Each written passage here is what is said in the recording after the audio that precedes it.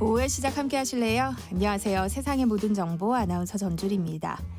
청취자 여러분들은 혹시 다크 패턴으로 인해 피해를 보신 경험 있으신가요?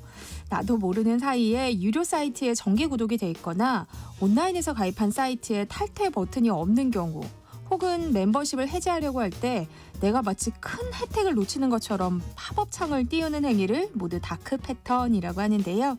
날로 교묘해지는 이런 수법에 대해서 정부가 규제를 강화하기로 했습니다.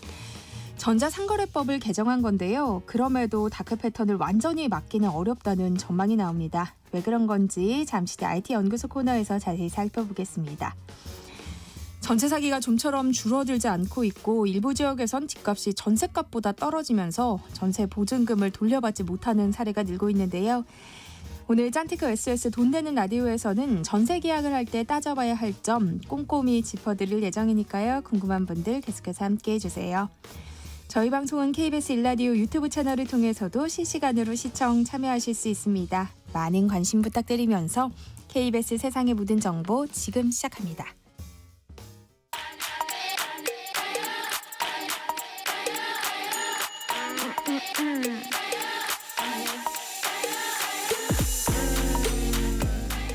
혹시 뉴스 빠뜨리셨나요? 한낮에 전해진 소식들 꼼꼼히 정리해드리겠습니다. 오늘의 뉴스 조현정 시사평론가와 함께합니다. 어서 오세요. 네, 안녕하세요. 네, 오늘 오후 2시엔 윤석열 대통령에 대한 탄핵 심판 9차 변론이 열리는데요. 오늘 변론에는 윤 대통령이 직접 출석하지 않을 것이란 관측이 나오고 있다고요. 네, 아무래도 기존 내용을 좀 정리하는 시간이다 보니까 수 있을 거다라는 관측 나오는데 오늘 오후 2시부터 변론을 시작합니다. 청구인, 피청구인 양측, 그러니까 국회 측 그리고 윤 대통령 측 이렇게 각자 입장을 정리해서 발표하고 모두 서로 2시간씩 주어지고요. 지금까지 주장과 서면 증거 요지 등을 발표합니다. 심리 종반부인 만큼 양측의 주요 주장과 쟁점을 좀 다시 한번 명확히 짚고 넘어가기 위한 자리라고 할 수 있고요. 또 증거로 채택됐지만 그동안 조사가 이루어지지 못한 부분들에 대해서도 증거 조사가 이루어집니다. 그 후에는 28일로 추가 증인 신문 남아있고 그 외에는 종결 절차만 남겨놓게 되는 건데 다만 추가 기일 지정해서 증인신문 더 하기로 한 상태라서 그러면 이 날짜가 어떻게 될지 이걸 봐야 되는데요. 당초 20일로 정했는데 왜 변수가 있냐면 내란죄 형사재판하고 날짜가 겹치니까 윤 대통령 측이 기일 변경 신청을 했거든요. 그리고 한덕수 총리에 대해서는 윤 대통령 요청을 받아들여서 증인을 채택한 건데 이후에 국회가 쌍방 증인으로 채택해달라고 하면서 이것도 받아들일지도 헌재 발표를 봐야겠습니다.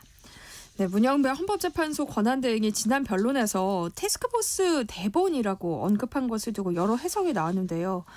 헌재가 여기에 대한 입장을 밝혔어요. 예, 이 발언이 나오게 된 과정을 조금만 짚어보면은요. 이 8차 변론기일 때 윤 대통령이 조태용 국정원장 증인으로 나왔을 때 본인이 직접 신문하겠다고 했고 문영배 대행이 이걸 제지했어요. 그 과정에서 윤 대통령 측은 거듭해서 본인이 직접 물을 수는 없냐, 근거가 무엇이냐 이렇게 따지기 시작한 거죠. 그래서 윤 대통령 변호인단이 이렇게 계속해서 재판 절차를 문제 삼고 있는데 실상 그동안 재판 진행 절차를 보면 양측이 각자 시간 똑같이 보장받고 시간을 만약에 초과하면 상대 측에도 똑같은 시간을 초시계까지 동원을 해서 그렇게 부여를 하고 있었어요. 그리고 이번에는 헌재가 평의해서 결론을 냈던 게 당사자는 의견 진술을 하고 변호 대리인단이 증인 신문을 한다 이렇게 정리를 했는데 계속해서 피청구인 쪽에서 재판 절차를 문제 삼으니까 문 대행이 이런 발언을 하고 나선 거죠. 어떻게 얘기를 했냐면 말 그대로니까 제 말에 자꾸 의미를 부여하지 마시라. 이게 재판을 진행하는 대본인데 제가 쓴 게 아니고 TF에서 올라온 거고 이거에 대해서 재판관 8명이 다 이의를 제기하지 않기 때문에 말을 하고 있는 것이고 제가 덧붙여 하는 것은 전혀 없다. 그러니까 자의적으로 어떻게 해석이 들어간 건 없다라는 걸 강조를 한 거죠. 그런데 지지자들 사이에서는 그러면 TF 명단 공유해라. 지금 누가 조종해서 대본을 읽고 있는 거냐 얘기가 나왔고 나경원 의원도 이것을 문제 삼고 공개적으로 저격을 한 겁니다. 그러자 헌재가 또 공개하고 설명을 했는데요. 일종의 절차 진행의 초안이라고 보면 된다라는 설명이에요. 그 내용은 재판부 합의를 통해서 언제든지 변경이 가능하다라고 설명을 덧붙였고요. 그러니까 사실상 그 변론 진행을 위해서 미리 쟁점을 다 정리하기 때문에 합의를 통해서 그에 걸맞는 내용들을 어느 정도 거르고 짜놓고 진행한다고 보면 되겠습니다. 윤 대통령이 탄핵심판 9차 변론에 참석하지 않을 것 같다라는 관측도 나왔는데 지금 속보 뜬 거 보면 윤석열 대통령이 탄핵심판 9차 변론에 참석하기 위해서 방금 구치소를 출발했다는 속보가 떠 있네요. 자, 이런 가운데 윤석열 대통령 지지자들이 문영배 헌법재판소장 권한대행의 집 앞으로 찾아가서 시위를 벌이면서 논란이 일고 있어요. 네, 이게 집 앞 시위를 한 달 이어가겠다고 예고한 상태예요. 근데 이제 문제는 주민들이 너무 고통을 많이 받고 있는 거죠. 소음이나 뭐 욕설도 나오고 부부젤라까지 불다 보니까 이게 되게 소리가 크잖아요. 그래서 아파트 주민은 물론이고 인근을 지나는 시민들이 무섭다, 공포스럽다 하면서 불편을 호소하고 있습니다.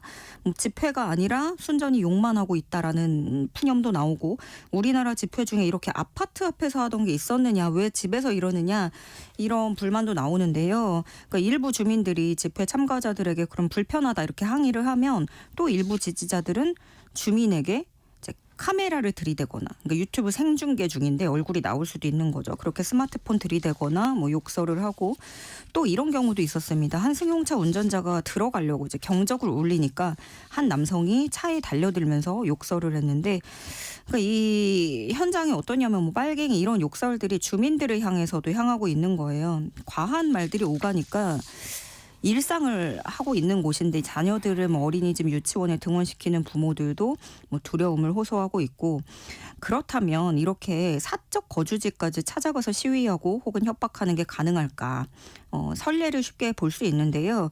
집 앞에서 협박성 집회를 했다가 구속되거나 유죄 선고받은 사례 공교롭게도 윤 대통령이 중앙지검장 시절일 때 대표적인 선례가 있습니다.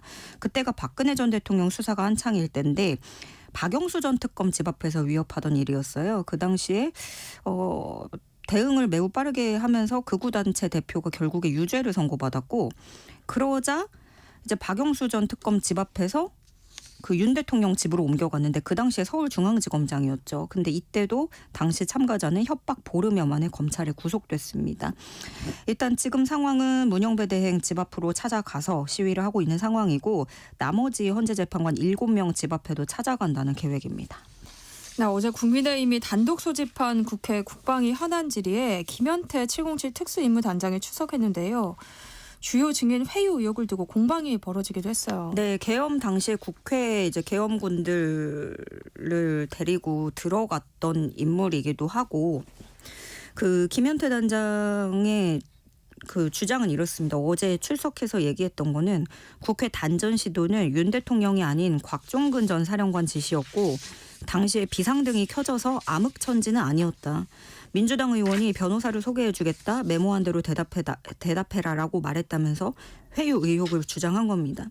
그러니까 이걸 두고 국민의힘에서는 민주당이 증인 데려다가 회유한 것이다라고 따지고 있는 거고 민주당은 반대로 김현태 단장이 계엄 직후하고 지금이 말이 완전히 바뀌었으니까 여당이 김 단장을 회유한 것이다 이렇게 또 따지고 있습니다. 그런가 하면 곽종근 전 사령관 등이 계엄 직후에 언론에 입장을 표명한 것에 대해서 김선우 국방부 장관 직무대행은 추후 인사조치로 책임을 묻겠다고 밝히기도 했습니다. 네, 국가인권위원회가 오늘 예정이 없던 군인권소위원회를 소집했는데요. 내란 혐의를 받고 있는 장군 4명에 대한 긴급 구제를 논의하기 위한 거라고요. 네, 먼저 그러면 이 긴급 구제가 왜 그리고 왜 필요하고 누가 이렇게 신청을 한 건지를 봐야겠는데요. 그러니까 그 김용현 전 장관 대리인 측이 문상호 전 정보사령관, 여인형 전 방첩사령관, 곽종근 전 특정사령관, 이진우 전 수방사령관에 대해서 긴급 구제를 신청했습니다. 이 긴급 구제라는 게 그 군사법원이 장군들의 일반인 접견 금지와 공개 장소 수갑 착용을 풀어줘야 된다라는 게 주된 내용인 것으로 알려졌는데 그거를 그래서 군인권소위원회에서 그러니까 인권위 산하에 있는 군인권소위에서 이거를 다루겠다라는 건데 지금 군인권소위에는 김용원 상임위원이 위원장으로 있어요. 이분이 그 헌재를 부숴야 된다라거나 또 인권위에서 앞서서 그 안건 의결했던 거 이 김용원 상임위원 주도로 의결을 했던 거였죠. 그리고 여기에 찬성 의견을 냈던 비상임위원들이 모두 군인권소위에 있습니다. 이곳에서 이들에 대한 긴급 구제를 위한 임시 소위를 열었는데 이게 조금 갑작스럽고 예정에 없던 것이고 일반적으로 한 달에 한 번 정도 열리는데 이례적으로 이번에 거듭해서 소위를 소집했다. 이런 게 논란이 되는 건데요. 그러니까 인권위 안건 본인들이 지난번에 의결했던 인권위 안건하고 연계해서 긴급조치 권고까지 의결하기 위해서 소위를 소집한 게 아니냐라는 지적이 나오는 거고요. 과정도 그렇고 이 당사자 동의에 대한 것도 좀 문제가 되고 있는데 한겨레 보도에 따르면 긴급구제를 신청하는 과정에서 그 당사자의 동의를 안 받았다는 거예요. 예를 들어서 곽종근 전 사령관 같은 경우에는 당일에 그 사실을 전달받고 본인들이 긴급구제 신청하지 않았다고 얘기를 하는 과정에서 김용현 전 장관이 제3자 진정을 했더라. 이 사실을 그 과정에서 알게 됐다는 거고 문 전 사령관 같은 경우에는 수용 상태 공개하는 거를 나는 안 하겠다. 거부를 하면서 또 현장 조사에 응하지 않은 것으로 알려졌습니다. 근데 안건 의결로 문제가 됐던 인권위가 이번에도 이례적으로 발빠르게 움직이면서 논란이 계속되고 있는 모습입니다. 네, 경찰은 지금 12.3 비상계엄 당시 언론사 단전 단수를 지시한 혐의와 관련해서 이상민 전 행정안전부 장관의 집무실과 자택을 압수수색하고 있어요. 네. 이상민 전 장관이 지난번에 탄핵심판 변론 때 그랬잖아요. 그런 지시를 대통령에게 받은 적이 없다. 다만 대통령실에서 종이 쪽지, 그 단전 단수라는 쪽지 몇 개를 받고 언론사 어떤 이름이 있었다. 이렇게 얘기를 했었잖아요. 그래서 경찰이 이번에 이상민 전 장관의 자택, 서울 집무실, 세종 집무실, 그리고 허석곤 소방청장과 이용팔 소방청 차장의 집무실을 압수수색하고 있습니다. 서류와 전산 기록 등 관련 자료를 확보하고 있고요. 그리고 허석곤 청장 같은 경우에는 이 의혹을 증언을 했었는데 이거에 대해서 공수처가 참고인 신분으로 조사한 자료도 넘겨받아서 살펴보고 있고요. 이렇게 확보를 하고 나면 그 자료를 분석한 뒤에 이상민 전 장관과 허석곤 청장 등을 소환 조사할 계획입니다. 한낮의 교양 파트너 지금 여러분께서는 세상의 모든 정보와 함께하고 계십니다. 네, 정치 브로커인 명태균 씨 측의 지난해 국회의원 선거 직전 김건희 여사가 공천에 개입한 정황이 담겼다고 주장하는 통화 본기록을 공개했어요. 네. 그 명태균 씨 측이 김건희와 마지막 텔레그램 통화 48분이라는 제목의 통화 복기록을 공개했습니다. 그러니까 공천 개입에 대한 내용인데 이 시기가 22대 국회의원 선거, 그중에서도 경남 창원 의창구 지역구 얘기입니다. 통화 시기는 총선 2달 정도 앞둔 때예요. 지난해 2월 16일부터 19일까지 이렇게 되고 김건희 여사하고 명태균 씨가 5-6차례 전화 통화한 내용이다라고 명태균 씨 변호인이 설명했습니다. 이 공개된 복기록에 따르면 김건희 여사가 명태균 씨한테 어떤 전직 검사, 그러니까 김상민 전 대전고검 검사가 경남 창원시 의창구 국회의원 될 수 있게 도와달라라는 취지로 말한 것으로 전해지고 또 김건희 여사가 박완수 경남지사한테 전화해서 이 검사, 김 전 검사 도와달라고 했다는 취지의 내용도 복기록에 포함된 것으로 알려졌습니다. 이에 대해서 박완수 지사 측은 자신은 김건희 여사 통화를 한 적이 없다라는 입장을 밝혔는데요. 어제는 또 명태균 관련 수사를 이 창원지검에 있던 거를 서울중앙지검이 넘겨받았잖아요. 그래서 명태균 게이트 실체를 앞으로 검찰이 어떻게 규명할 수 있을지 주목이 되고 있습니다. 네, 검찰은 명태균 씨 관련 수사를 창원지검에서 서울중앙지검으로 이송해 계속 진행하기로 했는데요. 윤석열 대통령 부부에 대한 대면 조사도 검토하고 있다고요. 네, 그러니까 명태균 게이트 조사가 새 국면으로 접어드는 건지 주목되고 있는데요. 애초에 그 창원지검에서 계속 수사를 하고 있었는데 중앙지검으로 넘긴 게 김건희 여사를 대면 조사하기 위해서 그렇게 보는 해석이 유력합니다. 왜냐하면 이번에 사건 이송하면서 밝힌 게 사건 관련자 대부분이 서울 등 경남 창원 이외 지역에 거주하고 있고 행위지가 주로 서울인 점을 감안해서 이송한다라고 밝혔거든요. 근데 그러기에는 그동안에도 수도권 거주자들도 다 불러다가 조사를 했어요. 그러면 이렇게 되면 영부인을 대면 조사하기 위해서 좀 서울중앙지검으로 옮긴 거 아니냐라는 거고 검찰은 또 여기에 추가적으로 창원 국가산단 후보지 정보를 누설한 뒤에 동생들에게 인근 부동산을 매수하게 한 혐의 등으로 김영선 전 의원 추가 기소했습니다. 검찰이 지금 단계를 보니까 명태균 씨가 사용했다는 그 황금폰, 포렌식을 마무리한 상태라고 전해지고 있고 증거물 분석을 더 추가적으로 마치는 대로 김건희 여사 불러서 조사할지 검토할 예정입니다.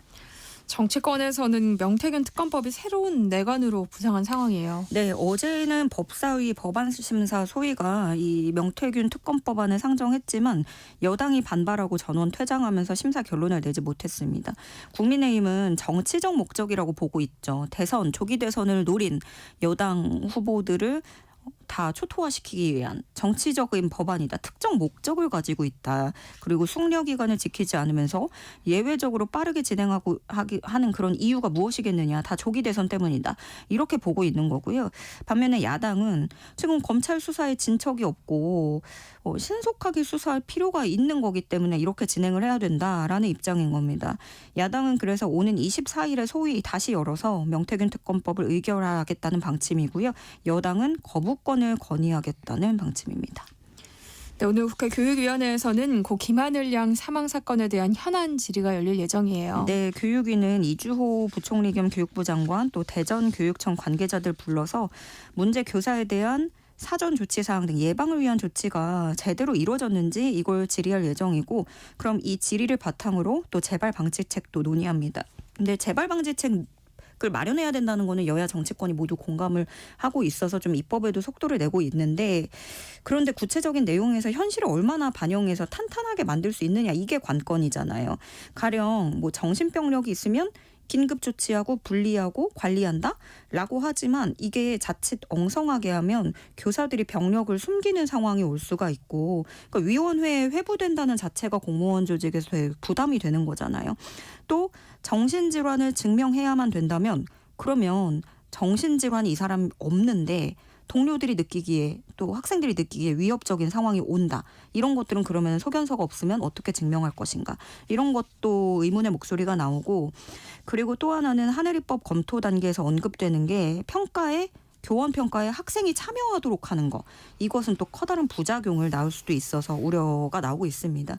그리고 무엇보다 이미 교사를 위한 관리 지원 제도가 아예 없는 건 아니잖아요. 그런데도 제대로 작동하지 못했던 그것부터 좀 우선 살펴봐야 된다라는 의견도 나오고 있습니다.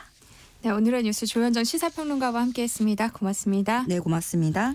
KBS 일라디오 세상의 모든 정보 함께하고 계신 지금 시각은 12시 37분입니다. 이 시각 교통정보 알아봅니다. 이 시각 교통정보입니다. 점심시간이라 도로 위 교통량이 많진 않은데요. 다만 돌발 구간 자리합니다. 서울 시내 올림픽대로 하남방향 가양대교 4차로에 추돌 사고 발생했습니다. 일대 다소 혼잡하고요. 집회로 인한 통제 구간이 있습니다. 3일대로 안곡역에서 낙원상가 양방향과 또 북촌로 안곡역에서 제동초등학교 사이 양방향으로 통행 불가합니다. 고속도로는 경부고속도로 부산 쪽 수원에서 오산까지 5차로 막고 작업하고요. 안성분기점 5차로에는 고장난 화물차가 서 있습니다. 영동고속도로 인천 쪽 양진 아들목에서 정체인데요. 양지터널에서 진행되는 작업 여파입니다. 이후 군자분기점 1차로에는 낙하물 조심하셔야겠습니다. 중부 내륙고속도로 창원 방향 감곡에서 충주분기점 사이 3차로에 대형 화물차가 고장으로 서 있고요. 중부고속도로 남이 쪽 오창 부근 1, 2차로에 걸쳐 장애물 처리 중입니다. 차로 변경에 주의하시기 바랍니다. KBS 교통정보센터 서휘영입니다.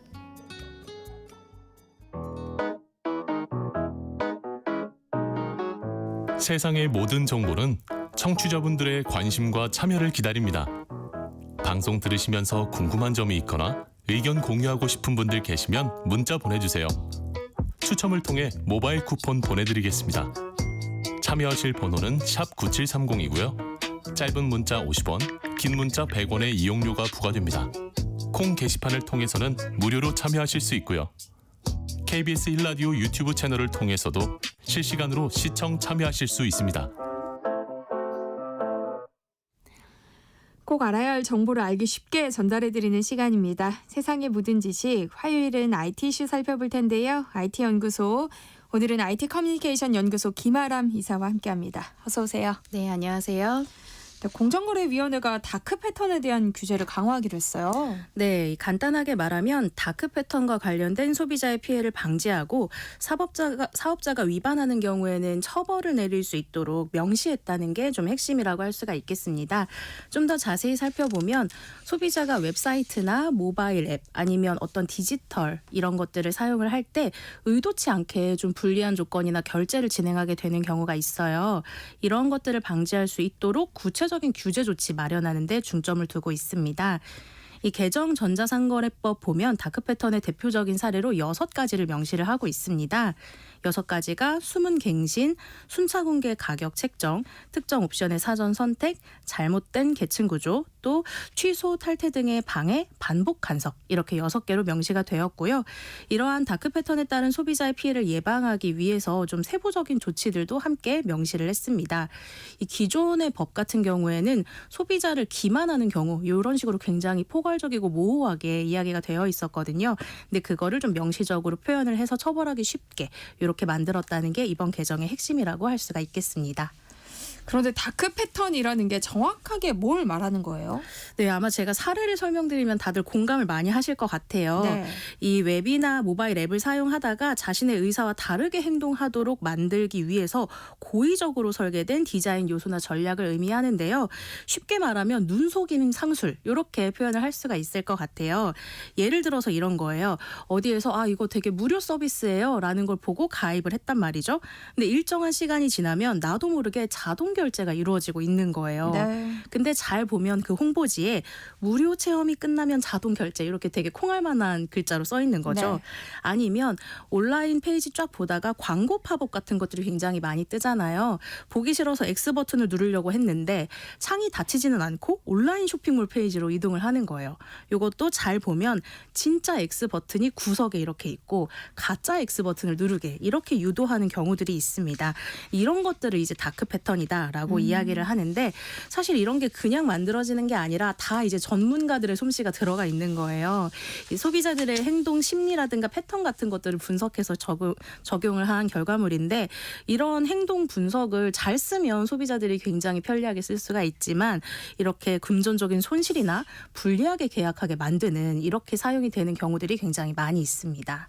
다크 패턴도 종류가 여러 가지가 있다고 하던데요. 그중에서 가장 무서운 게 숨은 갱신이라면서요. 맞습니다. 이 이름처럼 몰래 갱신이 된다라는 뜻인데요. 특히나 정기 구독 요즘 정말 많이 하시잖아요. 아니에요. 이렇게 구독하실 때 약관이 변경된다거나 아니면 가격이 변동된다는 걸 미리 잘 알리지 않고 자동적으로 갱신하는 이런 방식입니다. 좀 전에 말씀드렸던 것처럼 무료 체험이라든가 할인 요금 이렇게 소비자를 유도한 다음에 명시적으로 고지하지 않거나 아니면 사용자의 동의 없이 유료 서비스로 전환하거나 결제 금액이 자동으로 늘어나는 패턴입니다. 뭐 예를 들면 이 카쉐어링 앱 같은 거 보면 100원으로 자동차 빌릴 수 있다 이렇게 할인 이벤트를 하는 경우들이 있거든요. 이렇게 참여를 했는데 사용을 제대로 하지 않았음에도 불구하고 일정 기간 후에는 자동 결제로 매월 요금이 청구가 되었던 사례가 있어요. 근데 요즘에 이 결제하시는 분들 보면 대부분 자동이체 걸어놓잖아요.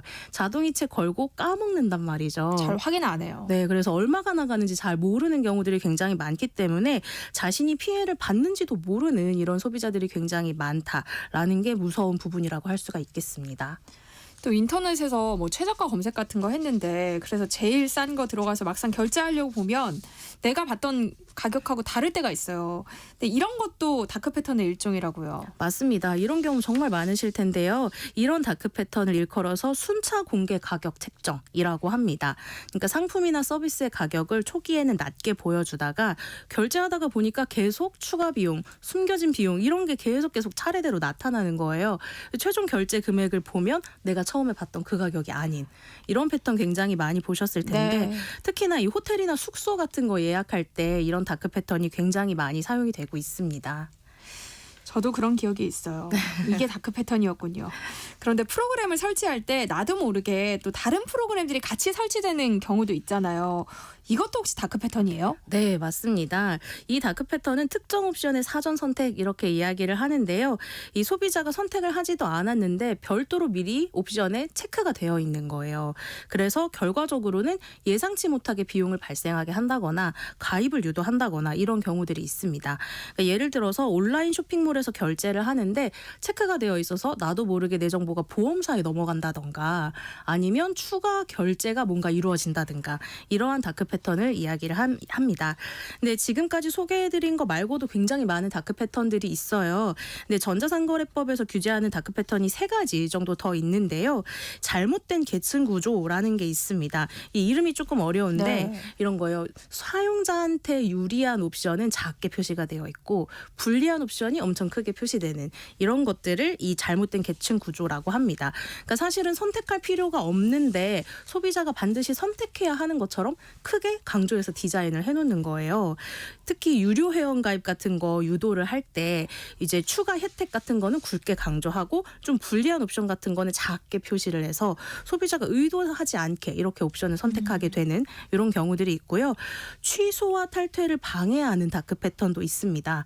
가끔 서비스에서 탈퇴하거나 해지하고 싶은데 탈퇴 버튼 어디 있는지 몰라서 한참을 헤맨 경험 아마 있으실 수 있을 것 같은데 많아요. 네, 아니면 절차가 너무 복잡한 거예요. 해지를 하고 싶은데 정말 취소하시겠습니까? 정말 혜택을 포기하시겠습니까? 이런 걸 막 계속 물어보는 거죠. 이런 것도 다크 패턴의 일종이고요. 마지막으로 반복 간섭 다크 패턴이 있습니다. 동일한 질문이나 팝업 창을 계속 띄우는 거예요. 소비자가 피로감을 느끼게 하고 결국엔 귀찮아 그냥 내가 허용하고 말지 이렇게 만드는 것도 다크 패턴의 일종이라고 할 수가 있습니다. 윤호아 님도 다크 패턴 정말 많이 당했었네요. 라고 보내주셨는데 아마 다들 한 번쯤은 다크 패턴 경험해보셨을 것 같아요. 다크 패턴으로 인한 피해 얼마나 심각한 수준이에요? 네, 이에 대해서 한국소비자원에서 조사한 결과가 있습니다. 2024년 온라인 다크 패턴 발굴 유형이라는 자료를 발간했는데요. 지난해에만 47건의 신규 다크 패턴을 적발했다라고 해요.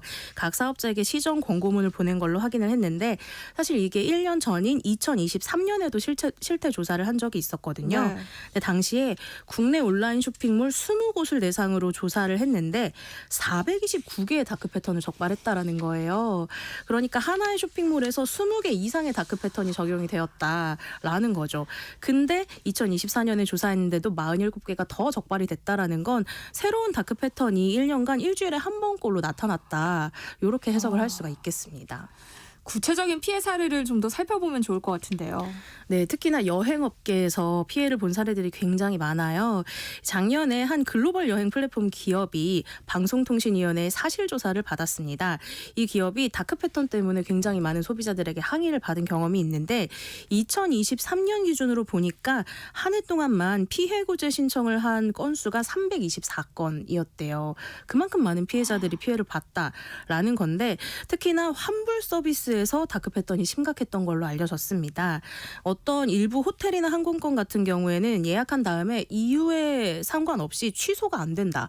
이렇게 이야기하는 경우도 있었고 또 여행은 우리 온라인으로 쉽게 했지만 취소를 하려면 이메일 보내라 아니면 전화 상담해라 이렇게 하는 경우들이 많았고요.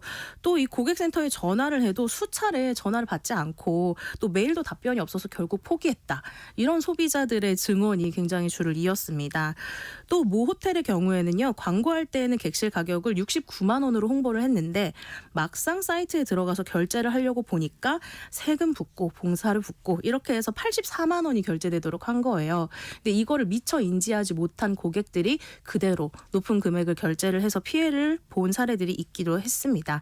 이렇게 주로 온라인 쇼핑에서 자동 결제하거나 예약을 할 때 많은 피해가 발생하고 있는 중입니다. 소비자들이 더 이상 피해를 입지 말아야 할 것 같은데요. 다크 패턴이 의심될 때 우리가 확인해봐야 할 포인트 같은 게 있어요? 사실 굉장히 교묘하게 디자인되어 있어서 소비자들의 눈에 띄지 않게 숨겨진 경우가 정말 많죠. 물론 모든 과정에서 꼼꼼하게 다 읽고 확인하면 좋겠지만 좀 3가지 정도 포인트를 잡아봤습니다. 일단 첫 번째는 모든 선택의 항목들이 공란이 되어 있는지 아니면 뭐가 체크가 되어 있는지 이걸 확인하는 게 굉장히 중요합니다. 우리가 특히 여러 절차를 거칠 때에는 습관적으로 다음, 확인 그냥 계속 누르게 되잖아요. 근데 그 사이에 다크 패턴들이 숨어 숨어 있을 수가 있거든요. 네. 그래서 확인 버튼 누르기 전에 해당 페이지의 내용을 한번 시간을 가지고 천천히 들여다보실 필요가 있습니다. 또 두 번째는 특히나 결제 금액에 대한 확인을 좀 꼼꼼히 하시면 좋겠습니다. 게다가 요즘은 특정 서비스나 앱 안에서 검색을 할 때랑 검색 포털에서 검색한 다음에 선택해서 들어갔을 때 똑같은 제품이라도 가격 차이가 다르게 나는 경우들도 맞아요. 있어요. 또 옵션들이 나도 모르는 사이에 붙어 있을 수가 있고 이렇게 많이 다크 패턴이 적용이 되다 보니까 가격과 관련된 것들이 명확하게 다 표시가 되어 있나 이걸 꼼꼼하게 확인할 필요가 있습니다. 마지막으로 이 동일한 내용의 팝업 창이라든가 아니면 지금 바로 구매하세요. 뭐 한정 시간 할인 3시간밖에 안 남았습니다. 이런 게 거의 허위인 경우가 많이 있거든요. 네. 그래서 이런 메시지가 반복적으로 나타난다면 그 서비스 자체가 소비자한테 좀 심리적인 압박을 가해서 빠른 결정을 유도하는 다크 패턴일 수가 있습니다. 그래서 이런 메시지가 보인다면 잠시 좀 멈추고 심호흡하신 다음에 이게 정말 나한테 필요한 건가 생각하고 결제하시는 습관 들이시면 좋을 것 같습니다. 그러면 앞으로 다크 패턴과 관련된 법적 제재는 어떻게 이루어지게 돼요? 네, 일단 이 사업자가 전자상거래법을 위반해서 이 다크 패턴에 해당하는 행위를 했다라고 인정이 되는 경우에는 공정거래위원회가 해당 사업자에게 시정 조치를 명할 수가 있습니다. 근데 이런 시정 조치 명령을 이행하지 않거나 시정 조치만으로는 피해 방지가 좀 어렵다 이렇게 인정되는 경우에는 영업 정지 혹은 과징금 부과까지 이루어질 수가 있습니다. 네. 그러니까 소비자의 동의를 받지 않거나 제대로 고지하지 않거나 아니면 온라인 인터페이스를 좀 금지되는 행위를 한 이런 사업자들에게는 500만 원 이하의 과태료가 부과될 수 있다고 합니다. 다크 패턴에 당했다는 생각이 들면 우리는 어떻게 대처해야 할까요? 네, 일단은 안 당하는 게 제일 중요하겠지만요. 혹시나 당하게 됐다라고 하면 제일 네. 중요한 게 이 기록하고 증거를 수집하는 것 제일 중요하다고 할 수가 있겠습니다. 예를 들어서 결제 내역 또는 서비스 이용을 했던 기록 혹은 웹사이트의 스크린샷이나 네. 이메일 통지 받았던 것 이러한 것들을 꼼꼼하게 좀 보관하는 게 좋은데요. 이런 증거 자료는 나중에 이 소비자보호기관이나 공정거래위원회에 신고할 때 굉장히 유용하게 사용이 됩니다.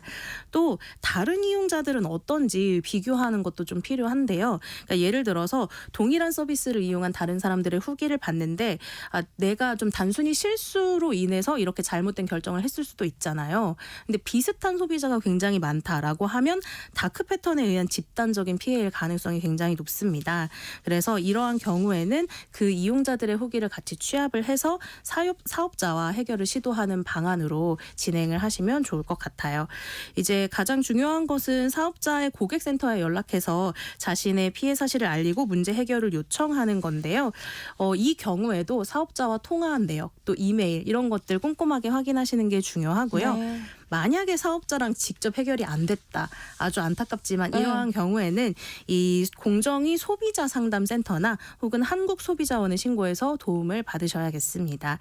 특히나 이 다크 패턴 때문에 환불이나 보상을 요구하는데 사업자가 거부하는 경우에는 한국소비자원이 운영하는 소비자 분쟁 조정 제도를 이용하실 수가 있습니다. 기업들도 좀 개선해야 할 부분이 있는 것 같아요. 네, 그렇죠. 사실은 이거는 소비자의 잘못이라기보다는 기업들의 어떤 설계로 인한 피해잖아요. 결과적으로는 꼼수를 이용해서 조금 이득 보려고 이렇게 하다가 소비자와의 투명한 소통을 방해하고 신뢰를 잃게 만드는 결과를 낳게 된다는 걸 기업에서 잘 아실 필요가 있습니다. 뭐 원론적인 말이기는 하지만 기업에서 투명하게 정보를 제공하고 소비자랑 소통을 강화하는 게 굉장히 중요할 것 같고요. 무엇보다 제품이나 서비스를 제공할 때 소비자가 처음부터 이 최종 결제 금액을 좀 명확하게 알 수 있도록 모든 비용을 한눈에 볼 수 있게 표시하는 게 굉장히 중요한 것 같아요. 네. 최근 들어서 특히 옵션 장난질을 하는 쇼핑몰 정말 많거든요. 기본 가격은 굉장히 저렴한데 필수적으로 옵션을 고르기만 해도 가격이 높아지는 그런 경우가 많아서 이러한 부분들을 좀 개선해 나가려는 노력이 많이 필요할 것으로 생각이 됩니다. 네. 세상의 모든 지식 IT 연구소 오늘은 여기까지 하겠습니다. 지금까지 IT 커뮤니케이션 연구소 김아람 이사와 함께했습니다. 고맙습니다. 감사합니다. 네, 지금 현재 전라 해안과 전남 동부 내륙 등의 강풍특보가 발효됐습니다. 또 대부분 해상에는 풍랑특보가 발효 중인데요. 해당 지역 주민들은 야외 활동 자제하시고요. 해안가의 낚시객 등은 안전한 곳으로 좀 이동하시기 바랍니다. 또 날아가기 쉬운 물건은 고정해 주시기 바래요. KBS 세상의 모든 정보 1부 순서는 여기서 마무리하겠습니다. 이어지는 2부에서는요. 고물가 시대에 맞춤형 재테크 전략을 짜드리는 시간이죠. 짠테크 SOS 돈 되는 라디오 그리고 해시태그 주말 안내서 코너 기다리고 있으니까요. 계속해서 많은 청취 부탁드립니다. 그럼 전 잠시 후 2부에 돌아올게요.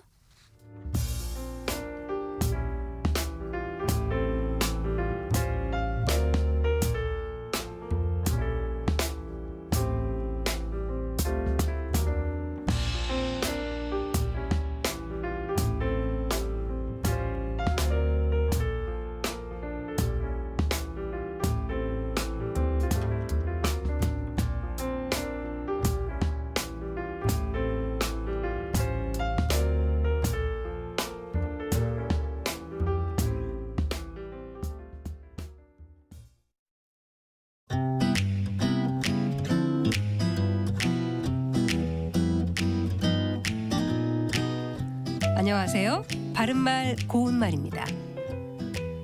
자기중심적인 생각과 행동을 나타내는 한자 성어 중에 아전인수라는 말이 있습니다. 한자의 뜻 그대로 보면 자기논의 물대기인데요. 결국 자기에게만 이롭게 되도록 생각하거나 행동함을 이르는 말이죠.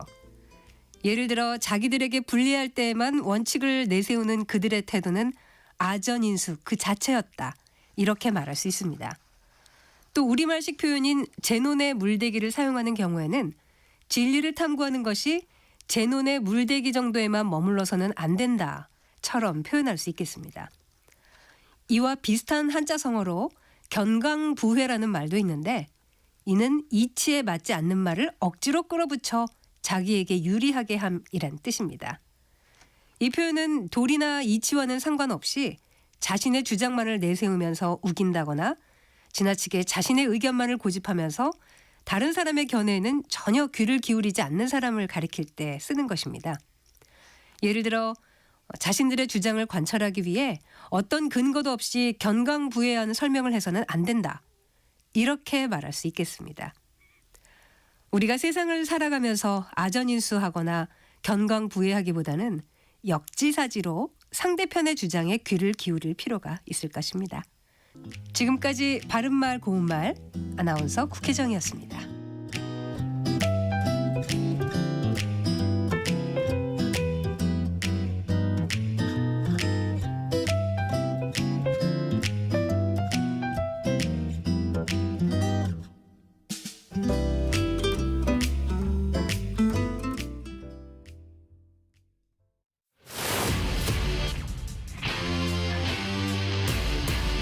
토론에 정답은 없습니다. 토론이 세상을 바꿀 수도 없습니다. 하지만 질문은 새로운 세상을 만들 수 있습니다. 질문으로 올바른 세상을 만드는 첫걸음. 평일 저녁 7시 20분 KBS 열린 토론.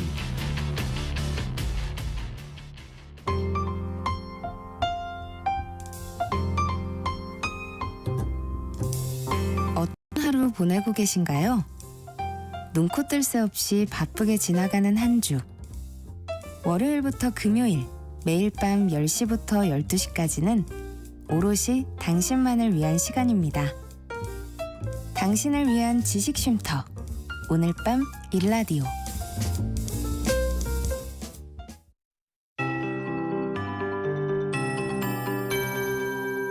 KBS 58분 날씨.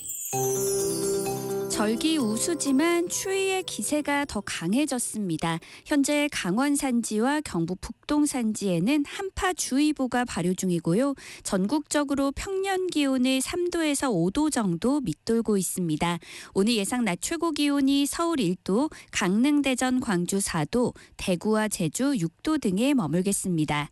내일은 더 추워지겠습니다. 내일 아침에 서울 영하 7도, 광주와 부산 영하 4도, 철원은 영하 13도까지 떨어지겠고요. 강하게 부는 찬바람에 체감 온도는 더욱 낮겠습니다. 이번 추위는 다음 주 초까지 길게 이어질 전망입니다. 오늘 전국 대부분 지역이 대체로 맑겠지만 울릉도 독도에는 모레까지 5에서 20cm의 많은 눈이 내리겠습니다. 바람은 내일까지 전국에 강하게 불겠고요. 곳곳에는 순간풍속 시속 55km 안팎의 돌풍이 불기도 하겠습니다. 또 동해안은 당분간 높은 너울성 파도를 주의하셔야겠습니다. 대기는 점점 더 메말라가고 있습니다. 강원 영동과 경상 남북도에 이어 서울 동부와 경기 내륙, 충북과 전남 동부 지역에도 건조특보가 확대됐으니까요. 불조심하시기 바랍니다. 현재 서울의 기온은 0.9도입니다. 송소진입니다.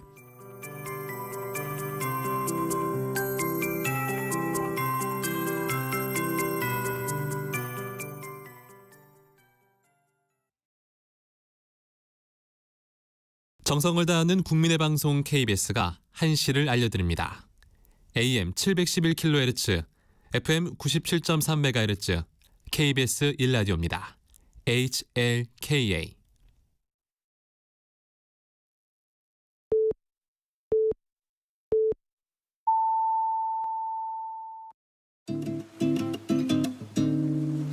나른한 오후를 책임질 영양 만점 지식 비타민.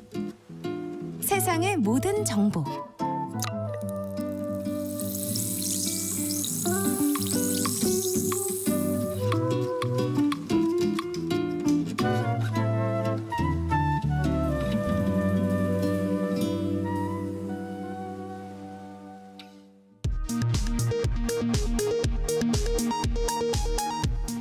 이 시각 라디오 정보센터 뉴스입니다. 정신질환 등으로 직무 수행이 어려운 교원에 대해 교육당국이 직권으로 휴직 또는 면직 조치를 내릴 수 있게 하는 내용이 담긴 가칭 하늘이법이 추진됩니다. 교육부가 오늘 발표한 대전 초등학생 사망 사건 대응 방향에는 이와 함께 늘봄 학교에 참여하는 초등학교 1학년과 2학년은 보호자에게 직접 인계될 수 있도록 귀가 인력을 지원하는 내용 등이 담겨 있습니다. 반도체 기업의 통합투자 세액 공제율을 현행보다 5%포인트 상향하는 내용을 핵심으로 하는 이른바 K칩스법이 국회 기획재정위원회를 통과했습니다. 이번 개정안이 국회 본회의까지 통과하면 반도체 기업의 시설 투자에 대한 세액 공제율은 대기업과 중견기업은 15%에서 20%로 중소기업은 25%에서 30%로 높아집니다. 자유규제 강화로 은행권의 주택담보대출이 줄면서 지난해 4분기 가계대출이 전분기 증가폭보다 축소됐습니다. 한국은행은 4분기 가계대출 잔액이 1,807조 원으로 집계됐다고 발표했습니다. 전분기 대비 10조 6천억 원 늘어난 것으로 3분기 가계대출 증가폭인 16조 7천억 원보다 줄어든 규모입니다. 사교육업체의 내신과 수능 대비 문제를 팔고 돈을 번 현직 중고등학교 교사 249명이 감사원 감사에서 적발됐습니다.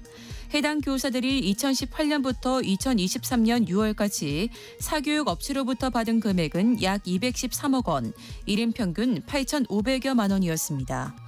지금까지 라디오 정보센터 뉴스 정한나였습니다.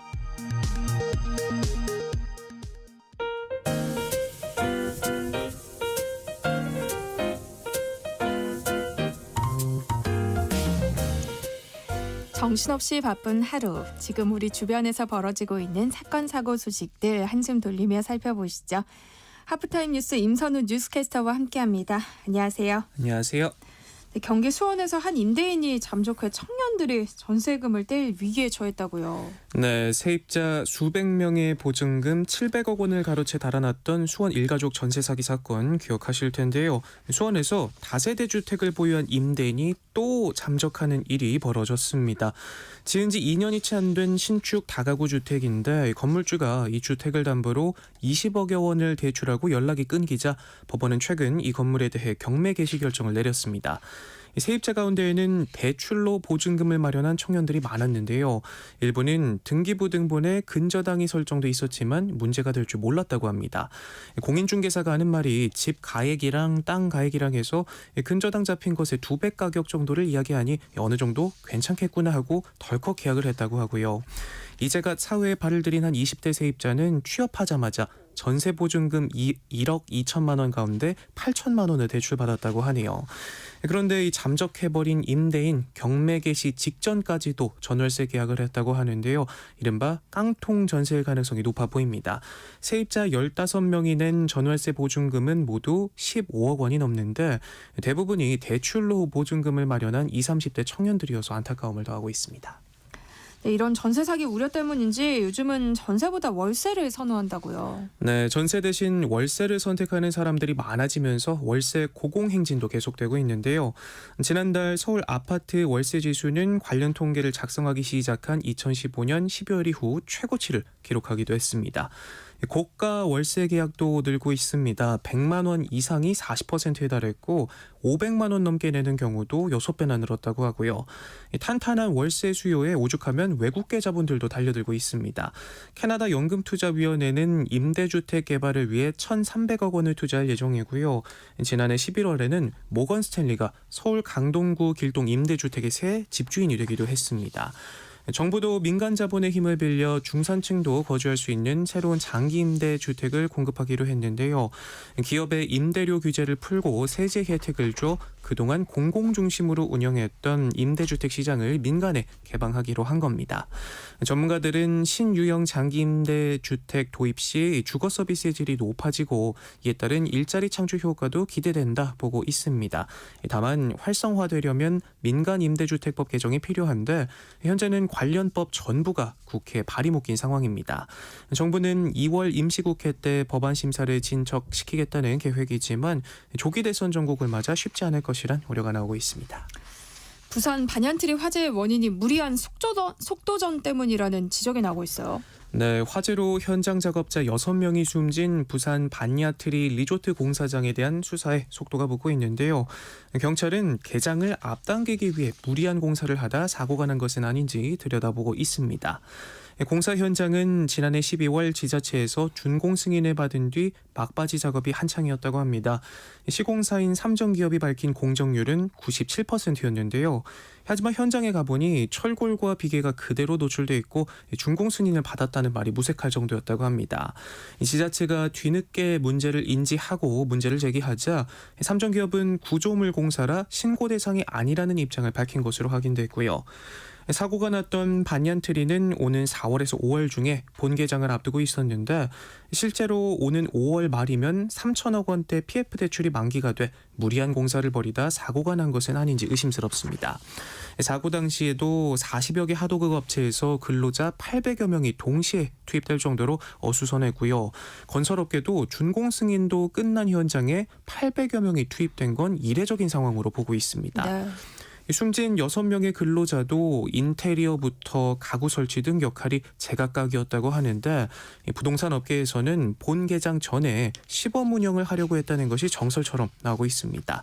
시범 운영 기간에 맞추려다 더욱 속도전 양상을 보였을 가능성이 제기되는 대목이고요.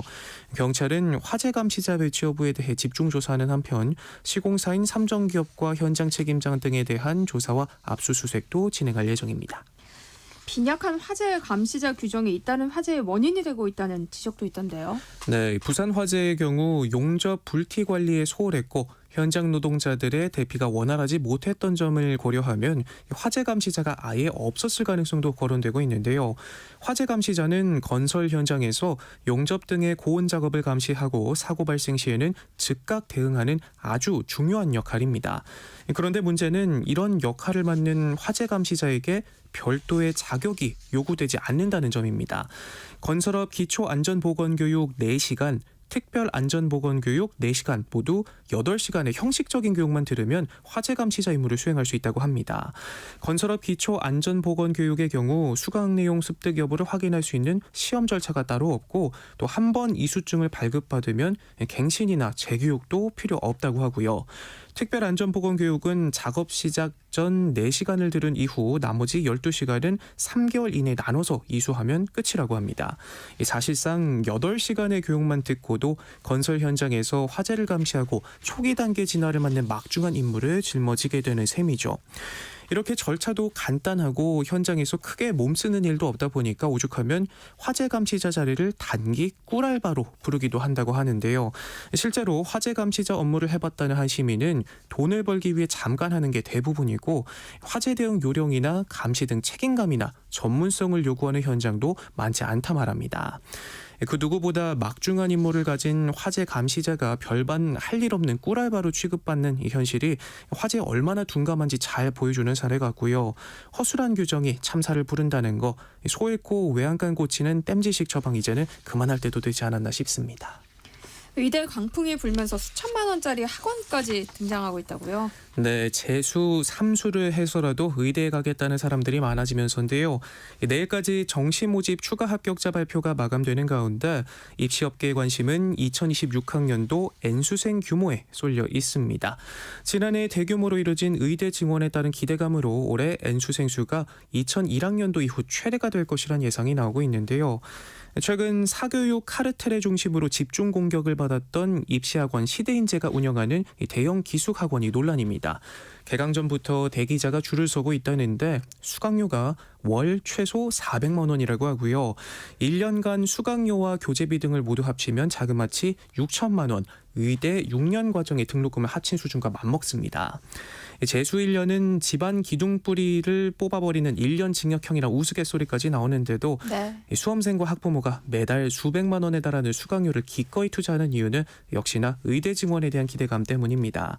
최근 종로학원은 올해 N수생 규모가 20만 명에 달할 것으로 예측했는데 그 어느 해보다 치열한 대입 경쟁률이 예상되는 만큼 고액의 N수 기숙학원이 이렇게 성행하게 된 겁니다.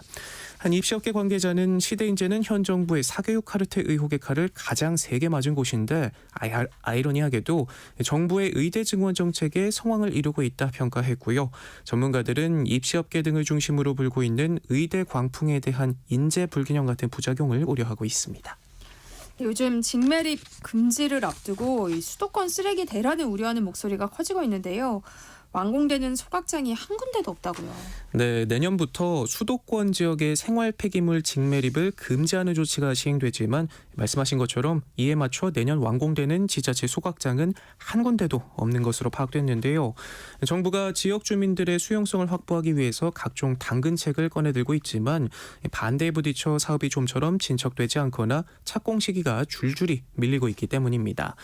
관련 내용부터 조금 더 들여다보면 내년부터 서울, 인천, 경기는 종량제 쓰레기는 선별해 재활용하거나 쓰레기를 태우고 남은 소각제만 매립해야 하고 그 외 지역은 2030년부터 직매립이 금지되는데요.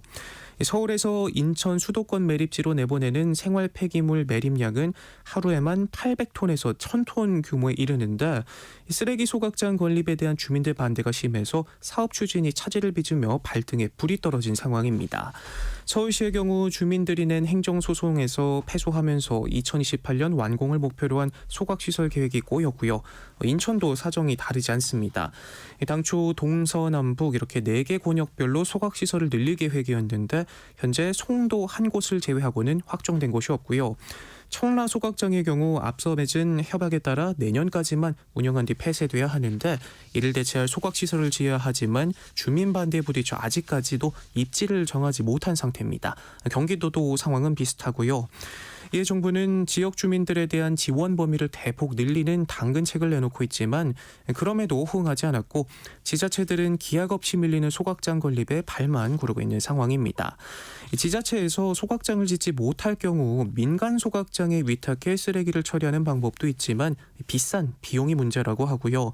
설사 맡긴다 하더라도 그 많은 양을 온전히 감당할 수 있을지도 불투명합니다. 전국에 총 73곳의 민간 소각장이 있긴 하지만 이미 가동률이 99%에 달해 사실상 포화 상태라고 하네요. 이렇게 당장 마땅한 대안이 없는 상황에서 쓰레기 대란을 막으려면 수도권 직매립 금지는 유예가 불가피하다는 지적이 나오고요. 환경부도 유예 가능성을 완전히 닫아주진 않았습니다. 다만 시행이 당장 코앞으로 다가온 만큼 빠른 시일 내에 결론을 내려야 한다는 지적이 나오고 있습니다. 요즘 온라인 플랫폼을 통해서 영양제 구입하는 분들 많으신데요. 교묘한 가짜 약품이 팔리고 있어서 주의가 필요해 보이네요. 네, 대형 플랫폼에서 사면 별 문제가 없겠다 싶을 수 있지만 교묘하게 배긴 가짜들이 참 많다고 하는데요. 쿠팡에서 이런 짝퉁약을 사 먹었다 간 수치가 2배 넘게 치솟았다는 피해자도 있었습니다. 네. 미국의 유명 업체가 만들어 인기를 끈 비타민 B 보충제인데요. 50대 피해자는 2달 전 쿠팡에서 절반가량 싸다는 광고를 보고 구입했는데 그동안 먹어온 것과는 뭔가 달랐다고 합니다. 약통과 로고, 이 성분표는 한눈에 알아보기 어려울 만큼 똑같았지만 포장을 뜯어보니 살구색을 띠는 진품과 달리 하얀색에 크기도 작았다고 합니다. 그래도 원래 그런가 보다 하고 한 달가량을 복용했는데 건강에 문제가 생겼다고 합니다. 영양제를 먹기 전 간 수치는 정상 범위를 유지하고 있었는데 복용 이후 검사에선 기준치의 2배 이상까지 치솟았습니다. 의사의 조언대로 영양제를 끊은 뒤엔 공교롭게도 다시 뚝 떨어졌는데요.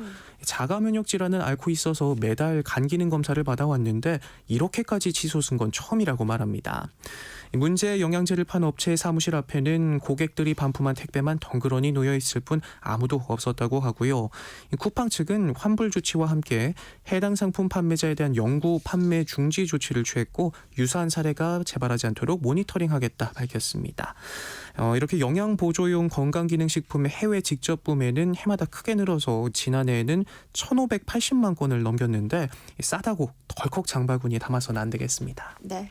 마지막으로 날씨 소식 살펴볼까요? 추운 날씨가 이번 주 내내 이어진다고요. 네, 오늘은 눈이 녹아 비가 된다는 절기상 우수입니다. 하지만 절기가 무색하게도 뒤끝 추위가 이어지고 있는데요. 전국이 대체로 맑겠지만 한낮에도 영하권 추위가 이어지겠고요.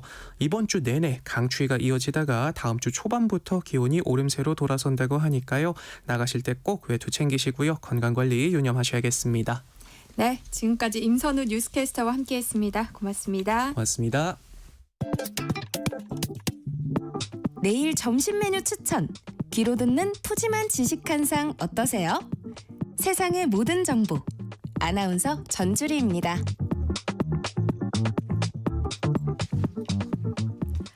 허리띠를 졸라매도 벅찬 고물가 시대, 여러분 주머니 사정에 꼭 맞는 맞춤형 재테크 솔루션을 처방해드립니다.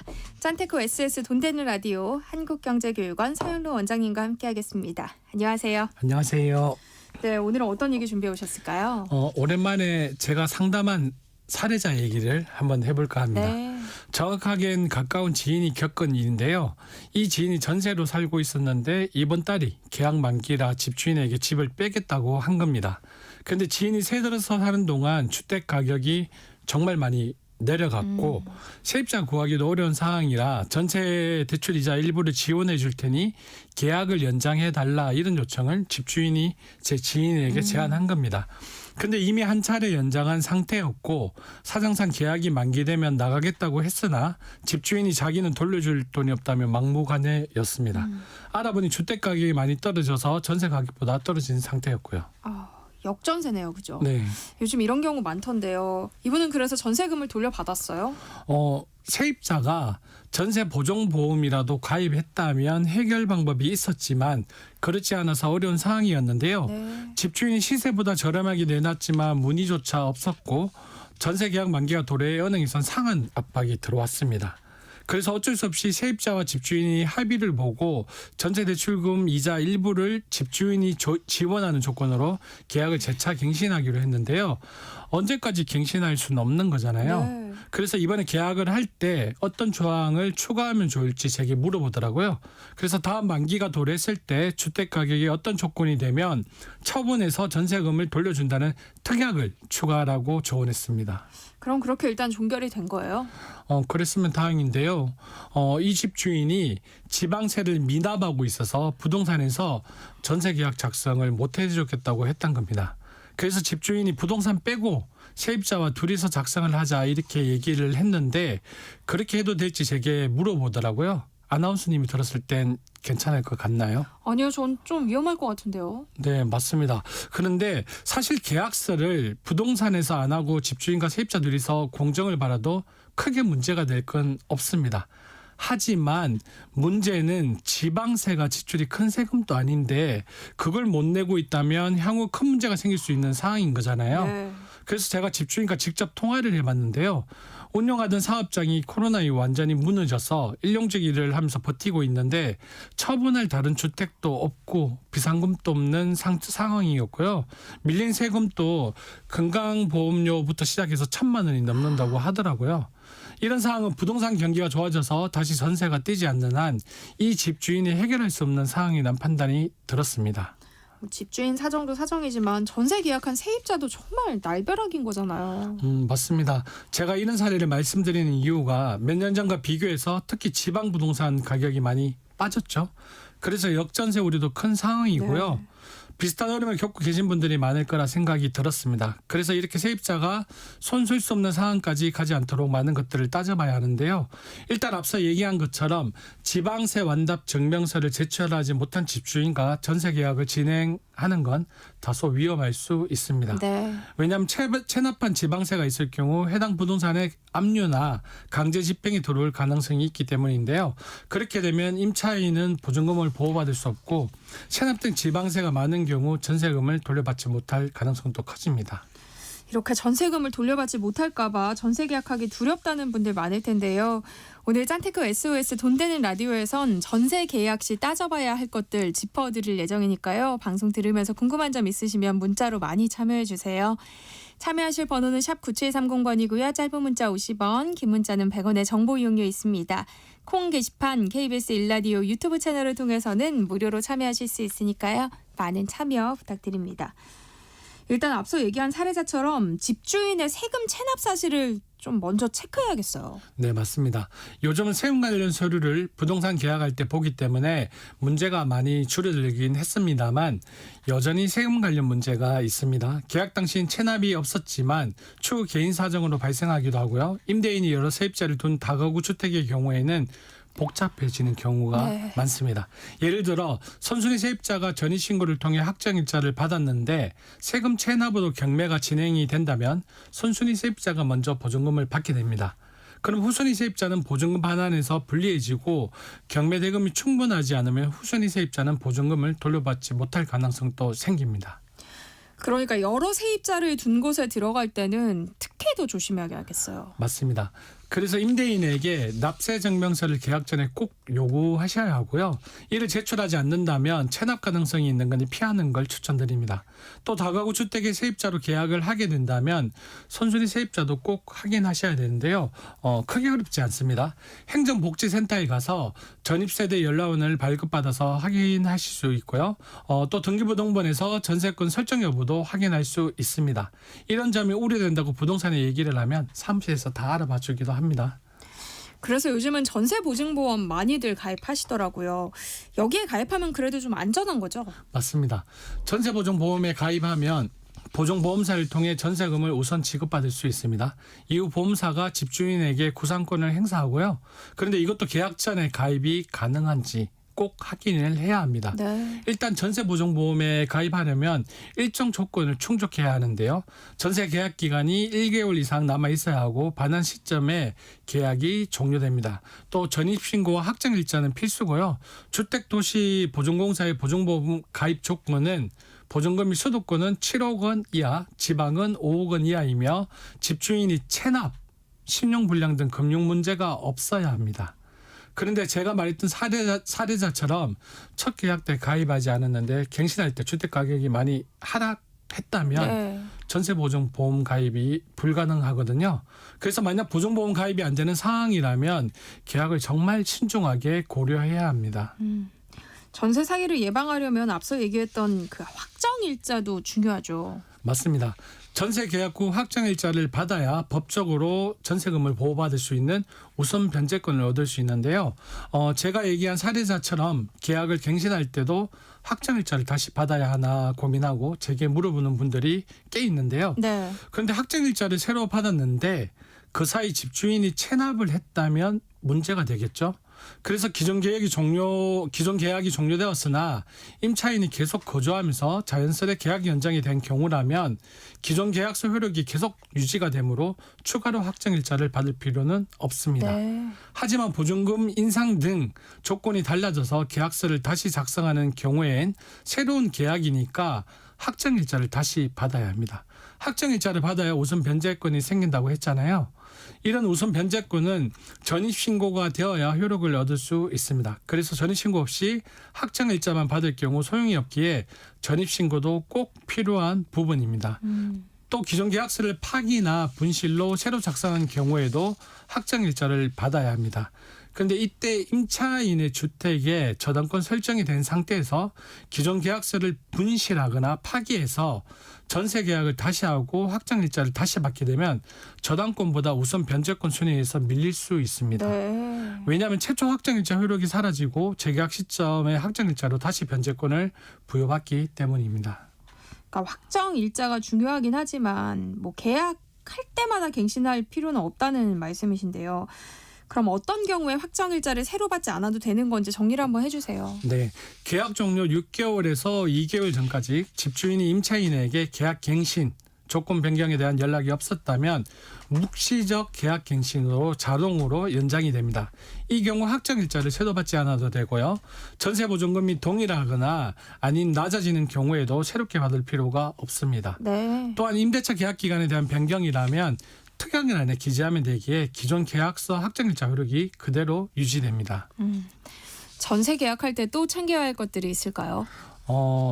전세 사기에서 흔히 볼 수 있는 사항 중 하나는 계약 당시 집주인의 채무 사항을 숨기고 세입자로부터 전세금을 받은 후 세입자가 후순위 채권자로 밀려 전세금을 반환받지 못하는 경우인데요. 네. 이러한 사항을 방지하기 위해서는 계약서에 집주인의 건저당이 발견되면 계약을 해지하고 전세금을 돌려받을 수 있도록 특약을 명확히 명시하는 것이 필수입니다. 두 번째로 중요한 특약은 집주인이 임대차 계약 중에 부동산을 다른 사람에게 매도할 경우 세입자가 임대차 계약을 해지하고 전세금을 돌려받을 수 있도록 하는 조항을 추천하는데요. 네. 전세 사기에서 흔히 발생하는 또 다른 유형은 집주인이 명의를 바꾸거나 바지 사정을 내세워 책임을 회피하는 경우거든요. 이 경우 서류상 집주인이 바뀌면 세입자는 새로운 명의자에게 전세금 반환을 요구해야 하지만 실제로는 최초 계약자에게 전세금을 돌려받을 수 없게 되는 상황이 생길 수 있습니다. 이러한 사태를 막기 위해서는 집주인이 임대차 기간 중 집을 다른 사람에게 팔 경우 세입자가 계약을 해지하고 보증금을 반환받을 수 있는 특약을 반드시 포함해야 합니다. 그런데 원장님이 말씀해 주신 그 사례자처럼 집값이 떨어지고 세입자도 구해지지 않아서 집주인이 전세 보증금을 돌려주지 못하겠다 이렇게 나오면 세입자가 취할 수 있는 조치는 없는 거예요? 실제로 그런 얘기를 들으면 많이 좀 답답한데요. 네. 앞서 얘기한 전세보증보험에 가입했다면 괜찮겠지만 문제는 전세보증보험에 가입하지 않은 경우죠. 이럴 땐 변호사나 전문가 상담을 받는 것이 중요한데요. 일단 법률구조공단이라고 해서 국번 없이 132번으로 연락하면 무료 상담이 가능합니다. 네. 이곳에 도움을 청하시고요. 그리고 바로 확인해야 할 건 앞서 얘기한 대항력 및 우선 변제권 확인입니다. 전입신고 및 확정일자가 있다면 경매로 주택이 넘어가도 보증금을 우선 변제받을 수 있습니다. 하지만 이때까지 시간도 에너지 소모도 정말 크죠. 그래서 집주인이 변제 능력이 없다고 나오면 먼저 내용 증명을 발송해서 전세금 반환을 공식으로 요청해두고요. 네. 반환기한 미이행 시 법적 조치 등을 명시해야 합니다. 이런 내용은 법률구조공단에 요청하면 상세히 설명을 해주니까 도움을 네. 꼭 받으시면 됩니다. 그리고 임차권 등기 명령을 신청하는 것도 있는데 집주인 허락 없이 전세금을 돌려받을 권리를 법적으로 확보하는 절차인데요. 참고로 임차권 등기 명령 후에는 이사를 가도 대항력과 우선 변제권이 유지됩니다.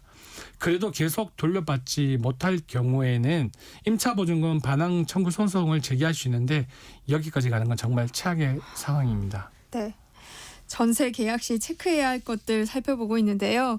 관련해서 궁금한 점 있으신 분들 문자 보내주시면 서영록 원장님과 함께 상담해드리겠습니다. 노래 한 곡 듣고 올게요. 롤러코스터의 라디오를 크게 켜고. 네, 노래 나가는 동안 보내주신 문자 함께 살펴보겠습니다. 김순희 님이 무료 법률 상담 번호 다시 한번 알려주실 수 있나요? 라고 보내주셨는데 법률구조공단 국번 없이 132번입니다.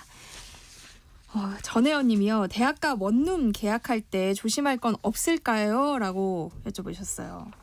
일단 원룸 같은 경우에는 다가구 주택이잖아요. 네. 다가구 주택이기 때문에 그 선순위 세입자 같은 경우에는 내보다 먼저 세입자가 있을 경우에는 그분이 선순위 세입자이기 때문에 네. 원룸 계약할 때에는 선순위 세입자에서 내가 밀린다는 생각을 하고 집주인이 뭐 대출이 있는 부분이라든지 그리고 세금에 대한 좀 전에도 말씀드렸지만 세금에 대한 미납이라든지 이런 부분들을 체크해 보는 게 좋을 건데요. 요즘은 공인중개사 사무실에서 이런 계약을 할 때 이런 서류들을 뗄 수 있거든요. 네. 그래서 그런 부분을 먼저 확인하는 게 우선이라고 생각이 듭니다. 네. 9884님은요. 상가인데 2020년 상가 임대차 계약을 하고 확정 일자를 받지 않고 영업을 했습니다. 2년 후 1년에 한 번씩 임대료를 인상하고요. 계약서는 문자로만 보내오더라고요. 그런데 지금 와서 보니까 경매 절차가 진행되는 것 같아서 확정 일자를 받으려고 하니까 원본이 있어야 한다고 하더라고요.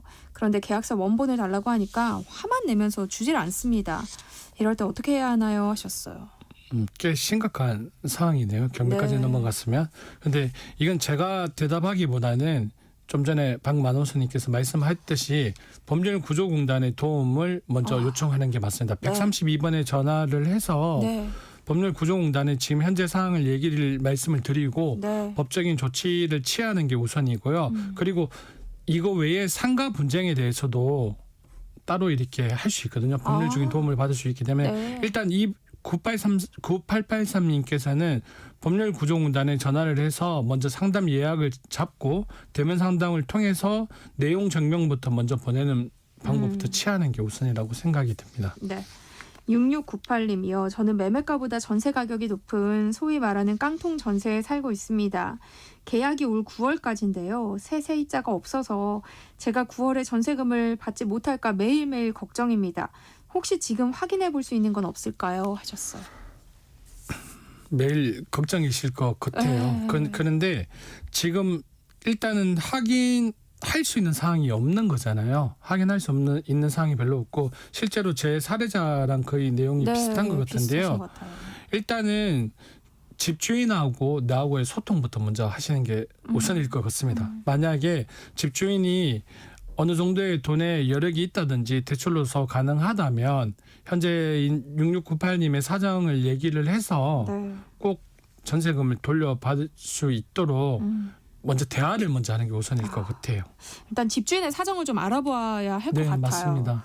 8082님, 전 전세를 끼고 지방에 작은 아파트를 샀는데요. 전세 계약이 끝나서 세입자가 나갈 예정입니다.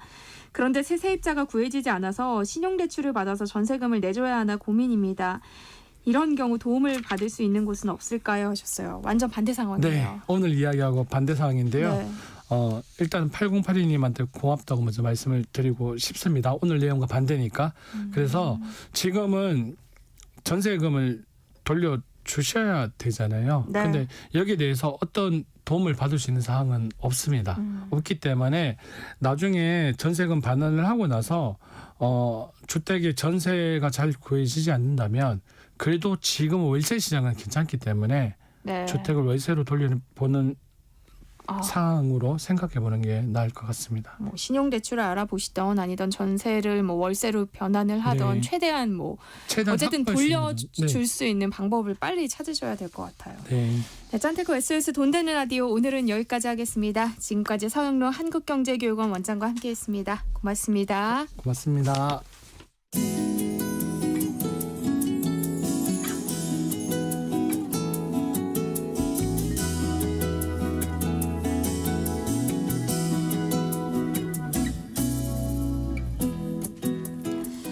여행은 일상의 소중함을 되새기는 원동력이 되곤 하는데요. 여러분의 일상을 특별하게 만들 여행지를 소개하는 시간입니다. 해시태그 주말 안내서 장주영 매일경제 여행플러스 편집장과 함께합니다. 어서 오세요. 네, 안녕하세요.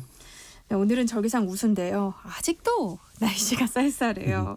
네, 이런 때는 좀 따뜻한 남쪽 나라로 훌쩍 떠나고 싶어지는데요. 편집장님은 어떠세요? 네, 저도 뭐 남쪽이 너무 그리운데 이게 사실 여행하면 언제 가도 좋은 곳이 있고 또 언제라도 가보고 싶은 곳이 있거든요.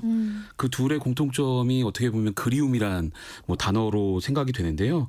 이 계절이 바뀔 때마다 그쪽은 요즘 이렇겠구나 하는 그런 기억, 그게 바로 그리움이 아닐까 생각이 들어서 그 그리움을 가장 좀 요즘 같은 때 떠올리게 만드는 그런 곳, 제주로 한번 가보려고 합니다. 제주 여행 참 좋죠. 사계절이 다 예쁜 그런 곳이잖아요. 네, 그 제주 여행 떠올리면 묘하게 그 머릿속 아니면 그 가슴속 어딘가에서 좀 막 추억을 끌어당기는 듯한 그런 좀 느낌이 드는데 사실 근데 제주가 약간 조금 너무 평범한 거 아니야? 라는 생각이 들기도 해요. 많은 분들이 좀 다녀오시기도 했어서 뭐 한라산, 성산일출봉, 뭐 만장굴, 뭐 협재해수욕장 뭐 이거보다 더 많은 곳들을 아마 좀 익숙하신 그런 느낌을 받으실 텐데요. 오늘 제가 소개할 이런 제주 여행지는 나만 알고 싶은 그런 숨겨진 곳으로 소개를 해볼까 합니다. 그래서 제주 여행 좀 해봤다는 분들도 귀가 솔깃한 그런 곳입니다. 여행 전문 기자가 소개하는 숨겨진 곳이라고 하시니까 와, 어딜지 궁금해지는데요. 네, 일단 가정을 하나 하면 이 제주 여행을 시작하고 끝날 때 이 많은 분들이 겪을 수 있는 상황이긴 합니다. 이 제주에 비행기 타고 딱 내렸거나 아니면 집에 가기 위해서 공항으로 갈 때 시간이 어중간하게 남을 때 있거든요. 그럴 때 바로 오늘 제가 소개할 이곳 가보시면 아주 그만일 것 같은데요. 이 제주공항 근처에 있습니다. 지금 소개할 곳 이름이 도두봉이라는 곳인데요. 이 제주에 올레길이 있잖아요. 네. 이 올레 코스라 부르는 코스가 제주 도내 23개, 또 우도, 가파도, 추자도 코스까지 하면 27개가 만들어져 있는데요. 그중에서 17번 코스가 있습니다. 이 제주공항에서 바닷가 쪽에 용담 해안도로가 나 있는데요. 그 도로 끝쯤에 오름 하나가 나옵니다. 그게 바로 도두봉입니다. 이 봉으로 끝나니까 올라가는 게 좀 힘들지 않을까? 뭐 이런 생각을 하실 수도 있지만 아주 완만한 경사 계단으로 돼 있거든요. 그래서 등산 초보자나 또 체력이 좀 약한 분들도 금방 올라가실 수가 있습니다. 이 사실 올라가는 길이 세 갈래로 좀 나뉘는데 제가 좀 전에 말한 편한 코스다라고 하는 그 길은 이름이 있어요. 장안사로 가는 길이 장안사라는 절로 가는 길인데요. 여기가 가장 올라가기가 편합니다. 자, 그럼 왜 자꾸 올라가 보라고 하냐? 추천의 이유가 뭐냐? 궁금하실 텐데 기가 막힌 풍경이 여기서 펼쳐지는데요. 앞쪽으로는 한라산이 보이고요. 뒤쪽으로는 새파란 바다가 정말 가리는 것 없이 뻥 뚫려 있습니다. 그리고 공항 활주로를 통해서 한라산이 보여요. 그래서 이 비행기가 뜨고 내리는 것을 보는 것만으로도 아주 볼만한데 왜 그 SNS 많이 사용하시는 분들은 가끔씩 비행기가 자기 머리 위로 날아가는 것 같은 느낌 받으신 적이 있잖아요. 바로 그런 연출을 할 수 있는 곳이기도 합니다. 그래서 중간중간에 벤치도 있어서 잠시 앉아서 멍하니 앉아 계시는 그런 힐링, 마음의 힐링도 느끼기 좋은 곳입니다. 저는 가본 적 있어요. 역시 여행 좋아하시는. 아니, 제가 제주도에 산 적이 있어서. 그러시구나. 네. 근데 제주공항 근처에 있는 곳이잖아요. 네네. 근데 도두봉 근처에서 꼭 가봐야 할 곳이 또 있다면서요. 예, 한 2곳 정도 더 소개를 해볼까 하는데 이 용담 해안도로 따라서 애월 방향, 그러니까 서쪽으로 가다 보면 이호태우 해변이라고 있어요. 여기도 제주를 좋아하는 분들한테는 많이 알려진 그런 곳이긴 한데 제가 꼭 이번에 소개하는 이유는 제주 여행을 마치고 2% 뭔가 아쉬운데 뭐 해볼 거 없을까? 라는 생각이 들 때 이곳을 가면 좋습니다. 특히 여기는 사진, 인증샷 남기기 아주 좋은 곳인데요. 해변 끝에 일반적인 등대가 아닌 이 빨갛고 하얀 말 모양의 등대가 있습니다. 이 등대를 배경으로 사진을 남으면 인생사진 한 장 아주 남기실 수가 있는데요. 원래 이 이호태우 해변이 이 제주 도민들한테는 휴식터였던 그런 곳인데 서울로 치면 한강 둔치 같은 그런 곳이죠. 그래서 말 모양 등대가 생기면서 관광객이 많이 찾는 그런 곳이 됐습니다. 또 한 곳을 소개하면 여기도 봉으로 끝나는 곳인데요. 이름이 예뻐요. 사라봉. 이 사라봉은 공항 동쪽에서 조천 방향으로 가다 보면 제주항 여객 터미널이 있는데요. 그 뒤가 사라봉 공원이라고 불리는데 그 안에 있습니다. 이 사라봉은 제주도 현지인들이 가장 사랑하는 오름 중에 하나로 꼽히기는 그런 곳이기도 한데 왜 최고로 꼽히는지 여기는 정말 제가 말씀으로 드리는 것보다 직접 눈 그리고 몸으로 겪으셔야 해요. 특히 저녁 무렵에 가시면 이 진면목을 보실 수가 있는데요. 제주공항에서 오후 늦게 도착하는 분들한테 아주 그만인데 이 사봉낙조라고 불리는 일몰이 정말 아름답습니다. 공원 안쪽으로 좀 들어가면 나무 데크바닥으로 된 이 올레길이 쭉 이어지는데요. 여기가 영어 U자형으로 좀 생겨서 이 U자형 어느 곳에서 봐도 이 일몰이 정말 예쁘게 보이기 때문에 특히 바다를 보는 쪽으로 해서 사진 한 장 남기시면 그 일몰과 자신의 모습이 정말 아름답게 느껴지실 겁니다. 그러니까 비행 시간이 조금 애매하게 남았으면 이렇게 공항 근처 가보면 좋을 것 같아요. 맞습니다. 다음은 어디로 가볼까요? 자, 이번에는 아무래도 방학이니까 아이들 방학이니까 가족과 함께 가면 좋을 3곳 소개해 드리겠습니다. 먼저 가볼 곳은 제주가 아니라 서귀포인데요. 더 남쪽이죠. 이 지도를 딱 펼쳐놓고 보면 제주도 남쪽 부분이 서귀포잖아요. 네. 그 가운데쯤에 그 서귀포 시청이 있습니다. 거기서 성산 일출봉 방향으로 가다 보면 남원읍이라고 나오는데 그쪽이 올레길 5번 코스거든요. 네. 그 5코스 중간쯤에 큰엉 해안 경승지라는 곳이 있어요. 큰엉 해안 경승지. 조금 발음하기가 어려운데 이곳 잘 기억해 두시면 대단한 사진도 또 느낌도 받으실 수가 있습니다. 여기가 한번 딱 가면 굉장히 비밀스러운 모습 볼 수 있는데요. 산책로를 쭉 걷다가 고개를 들면 눈앞에 한반도 지형의 그런 모습이 하늘 위로 펼쳐집니다. 이게 정말 마법처럼 눈에 딱 들어왔다가 사라지는 느낌도 나는데요. 이 나무와 나무가 겹치면서 나뭇가지들이 한반도 지형을 만들어내는 거예요. 그래서 이걸 볼 때마다 정말 너무 신기하고 그 나무와 나무가 겹치면서 어떻게 이걸 만들까? 그런 느낌마저 들기 때문에 그래서 어느 사람들은 왜 그 착한 사람들한테는 착한 마음을 가진 사람들한테는 보인다는 그런 거 있잖아요. 그런 말까지 하기도 하는데 대신에 이곳은 웬만큼 착하면 다 보이니까요. 누가 가셔도 아마 볼 수도 있다. 그런 생각이 좀 들고요. 그리고 산책로를 쭉 걷다 보면 한 20m 정도 가까이 되는 해안 기암 절벽이 있습니다. 여기가 참 길이 편하게 돼 있어서요. 남녀노소 가족여행객이 걷기에 참 좋고요. 그리고 절벽 가까이까지가 갈 수 있어요. 그래서 절벽 아래를 내려다보면 아찔하기도 하지만 바다 풍경이 아주 절경입니다. 또 곳곳에 나무와 나무가 만나서 터널을 이루고 있거든요. 그래서 만화 속에 들어간 것 같은 그런 느낌도 받으실 수 있습니다.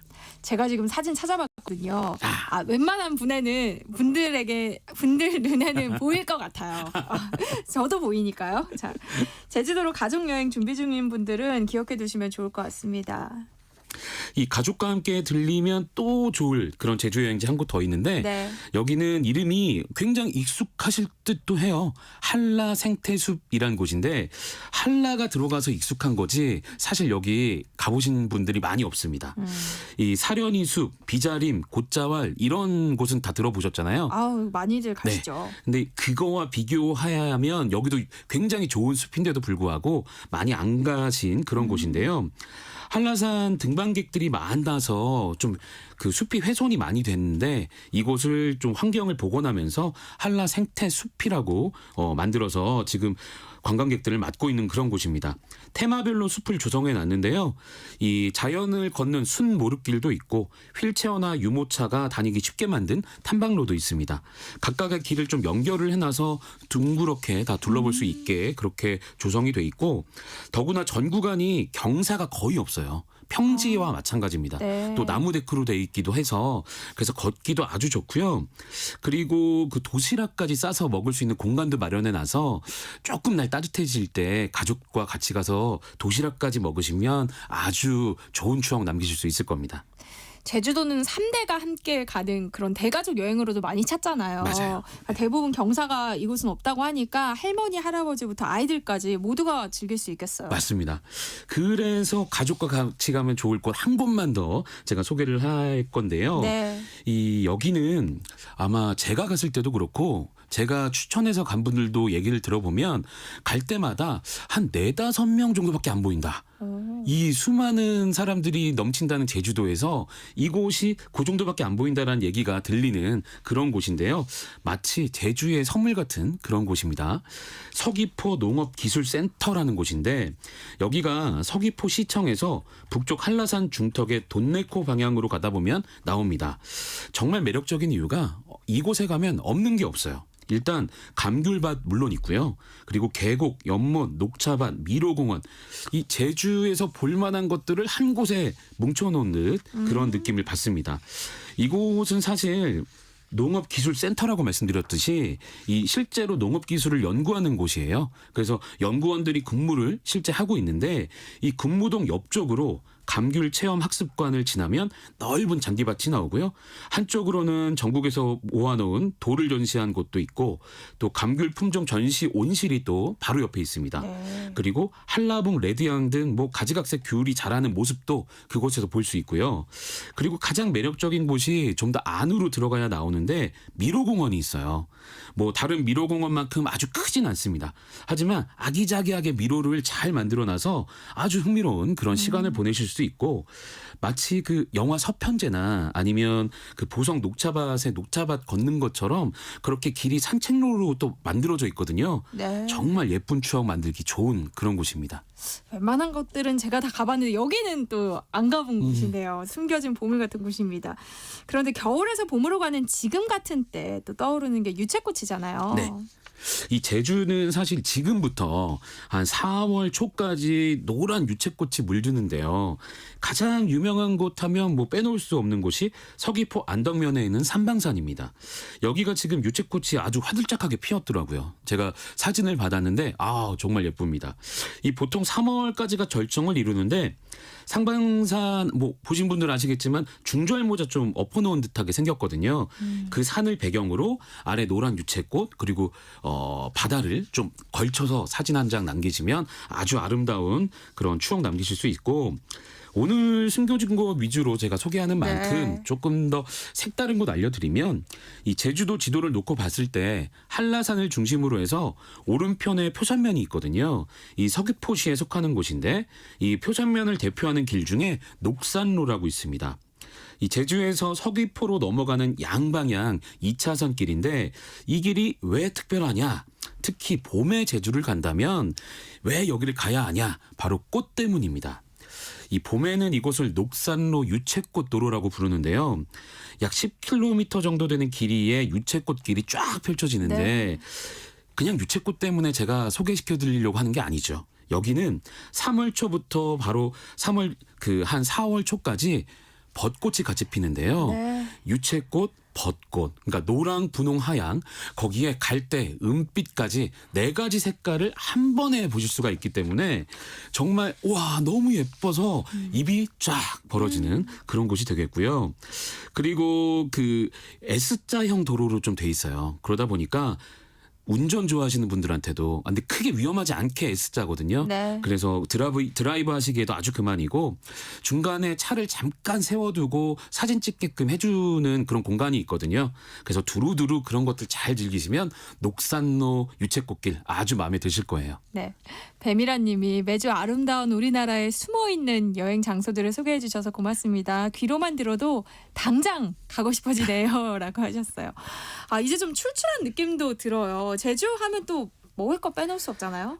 뭐 제주는 만여행으로도 2박 3일 충분히 할 수 있는데 녹산로 좀 전에 말씀드린 김에 이 녹산로에서 가까운 곳 먼저 소개를 하면요. 녹산로에서 서귀포 남쪽으로 내려가면 가시리라는 마을이 있습니다. 여기가 제주를 대표하는 음식 하면 빼놓을 수 없는 흑돼지로 유명한 곳인데 뭐 흔히 뭐 근고기라고 해서 두꺼운 그 돼지고기를 생각하실 수가 있지만 여기는 두루치기가 유명한 곳이에요. 이 두루치기가 왜 특별하냐면 고춧가루 양념이 잔뜩 뺀 콩나물에다가 여기에 채소를 산더미처럼 쌓아줍니다. 그 밑에가 그 돼지고기가 쫙 깔려 있는데요. 그게 이 돼지고기가 마치 훈증이 되듯 그렇게 좀 구워지거든요. 그래서 콩나물과 채수 그리고 그 돼지고기의 그 어우러짐이 아주 부드럽고 구수하고 매콤하고 맛있습니다. 예. 그래서 여기 가실 때는 한 가지 꼭 지켜야 할 게 네. 허리띠를 풀고 가셔야 한다. 네, 그런 말씀 드리고요. 그리고 또 샤브샤브도 유명해요. 뭐 샤브샤브가 소고기로 이렇게 떠올리게 되시겠지만 돼지고기 샤브샤브, 흑돼지 고기 샤브샤브가 있어서 비린맛 전혀 없이 아주 구수한 국물에 또 돼지고기를 굉장히 얇게 썰어서 나오거든요. 그래서 고소하게 즐기실 수가 있고요. 그 육수가 굉장히 담백해요. 그 비린 맛이 전혀 없습니다. 그래서 제주 한번 가시면 꼭 흑돼지 샤브샤브 드셔보시면 좋을 것 같아요. 입에 침이 너무 고요. 괴롭네요. 아마 듣는 분들도 그럴 것 같은데요. 네. 또 한 가지만 더 소개를 하면 네. 흑돼지 데이를 너무 평범하다라고 생각하시는 분들은 꿩고기도 한번 드셔보시면 좋을 것 같아요. 이 꿩고기가 제주 음식을 제대로 먹고 왔다라고 손꼽을 수 있는 그런 이색 별미인데요. 저는 그 중에서 꿩 메밀국수를 추천합니다. 이 꿩 메밀국수 드셔보신 분들은 아시겠지만 면발이 툭툭 끊기잖아요. 그 면발 사이사이에 꿩 살코기가 잘 버무려져 있거든요. 네. 그래서 그 메밀국수와 꿩 살코기를 같이 먹게 되면 쫄깃 부드러운 그 느낌을 같이 식감을 좀 즐기실 수가 있고, 혹시 꿩고기가 향이 좀 나서 좀 자극적이지 않을까 생각하시는 분들, 그거는 기우입니다. 저도 유아 입맛이거든요. 정말 그 평소에 느끼지 못했을 그런 좀 맛을 깔끔하고 구수하게 그렇게 좀 느꼈으니까 꿩고기도 한번 드셔보시면 좋을 것 같고, 저는 이 제주만 가면 꼭 먹는 게 있습니다. 고사리 해장국인데요. 네. 이게 제주공항 근처에 아주 유명한 곳이 있는데 한 번 못 먹은 사람은 있어도 한 번만 먹은 사람은 없다. 이런 말이 있을 정도인데요. 제주가 원래 고사리로 유명하니까 그래서 만들어진 해장국이라고 합니다. 국 자체가 아주 걸쭉해요. 우리가 흔히 생각하는 뚝배기의 한 절반 정도도 안 나오는데 이걸 먹는데도 불구하고 포만감이 느껴지는 그런 맛이고요. 또 더부룩함도 없고 먹고 나면 전날 특히 그 음주하신 분들은 아주 개운하고 그런 맛이기 때문에 꼭 고사리 해장국도 드셔보시면 좋을 것 같네요. 제주에서만 맛볼 수 있는 음식이 정말 많네요. 혹시 또 있어요? 이 제주가 아무래도 바다가 많으니까 사방에 바다니까 민어를 우려낸 어곰탕이라는 것도 있고요. 정말 비리지 않고 아주 구수한 그런 깔끔한 맛을 내는 그런 음식이고요. 또 제주식 순대는 막창으로 만들거든요. 그래서 아주 쫄깃쫄깃합니다. 별미고요. 또 최근에 방송을 좀 타서 유명해진 음식이 있는데 이건 발음이 좀 어려워요. 접짝뼈국이라고 하는 그런 전통 국물 음식인데요. 이 돼지뼈를 아주 푹 고아 삶은 사골 국물을 메밀을 넣어서 만든 그런 국입니다. 접짝뼈국. 그래서 요것도 지금 같은 겨울 때 딱 한 그릇 하시면 몸이 사르르 풀리는 느낌 받으실 수 있을 겁니다. 오늘은 약간 여행 코너인지 음식 코너인지 헷갈릴 정도였어요. 해시태그 주말 안내서 장지영 매일경제 여행플러스 편집장과 함께했습니다. 고맙습니다. 고맙습니다. 네, 세상의 모든 정보 여기서 마무리하겠습니다. 모바일 쿠폰 당첨자는요. 홈페이지 공지사항에서 확인하실 수 있습니다. 끝으로 이재훈의 제주도에서 함께 들으시고요. 저는 내일 다시 찾아뵐게요. 지금까지 아나운서 전주리였습니다. 고맙습니다.